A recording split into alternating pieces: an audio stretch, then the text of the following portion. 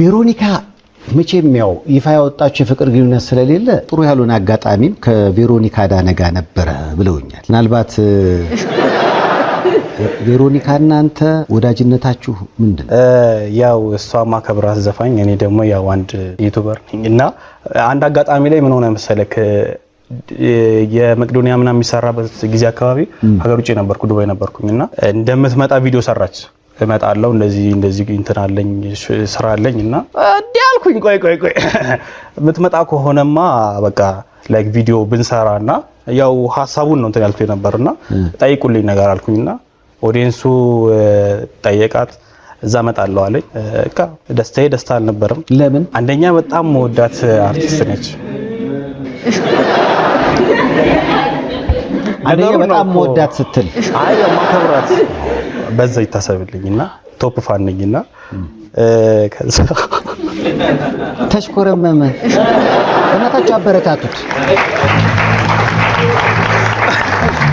ከዛ ልመጣ አወራን እሷም በጎ ፍቃዷ ሆነና ለመንገድ ምናምን ከጀመረች በኋላ የአይን ድሮፕ አረጋለሁ ብላ የጥፍር እንትን ነበር አጋጣሚና እሱ አይኗ ላይ ሆነና በቃ በዛ ኬዝ ብቻ ምክንያት እንትን አለችና እሱ ሀፕን ያደረገው አልበሟ ሊወጣ በጣም ትንሽ ጊዜ ሲቀረው ላይክ 15 ቀን ወር 3 ሲቀረው በቃ ነፍሴ በአፌ ልትወጣ ምክንያቱም አንደኛች ልጅ የለፋችበት ነው ያው ሁሉ ጊዜ ደከመችበት ነው። ከዛ በኋላ አይኗ የሆነ ነገር ቢሆን እኔም ብላ ነው የመጣችው በቃ ቴንሽን በቴንሽን ሆንኩኝ። እንደውም ማዘር እንትን ሁላ ገብታ ምናምን ስለት ገብታ ትዝ ይለኛል ለዚህ ሁላ ፐርፐስ ማለት ነውና በቃ ልክ ሰላም ሆኖ አሳቀቃ ኡፍ ነው ያልኩት። በስማ በጣም ነው የተነፈስኩት። በጣም ተነፈስክ? በጣም ብቻ ተመስገን። አይ የሆነ አንዳንዴ ነገራቶች ባንተ ላንተ ብለው እንትን ይላልና እዚህ ጋር ራሱ የሆነ ንቅሳት ነበር እኮ አይታይም? ይታያል። ቪ ከዛየው እኮ እንዴ ይታያል እዚህ ጋር ቪኪ ይላል። ኦኬ እስኪ እንደገና አቀመስከኝ አሉ።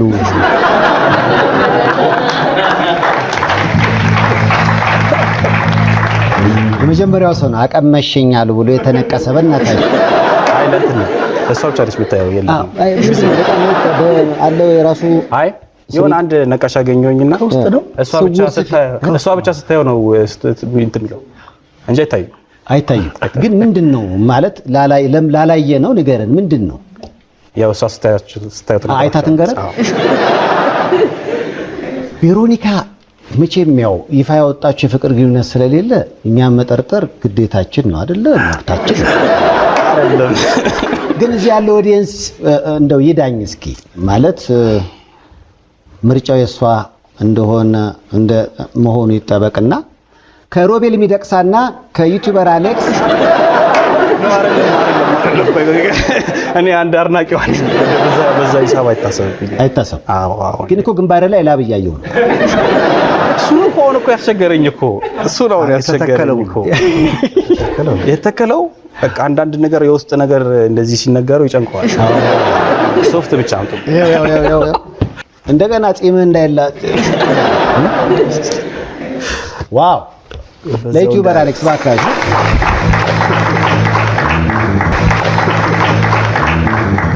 ወደ አይና አትሂድ። እሺ ቅንድብ እንዳይለብስ። ይሄ እንዲህ አይነት ምን የበዛበት ላብ ነው አልክ?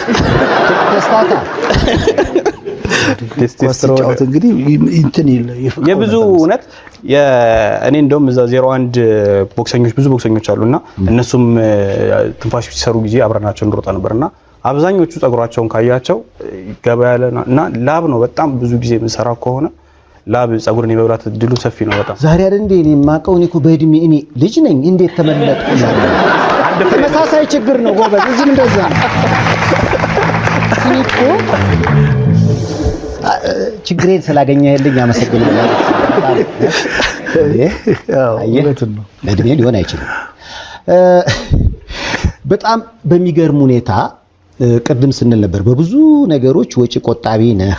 አሁን ለምታገባት ሊጸጉር ልትሰራ ይችላል ሙያ ምናምን ስንባባል ነበር። በአመጋገቡና በወጪ ረገድ ራሱ እውነት ውሸት ደርዬ ካንተ ጋር በተቃራኒው ነው። አሁን እዚህ ጋር የቆሙ ጫፍ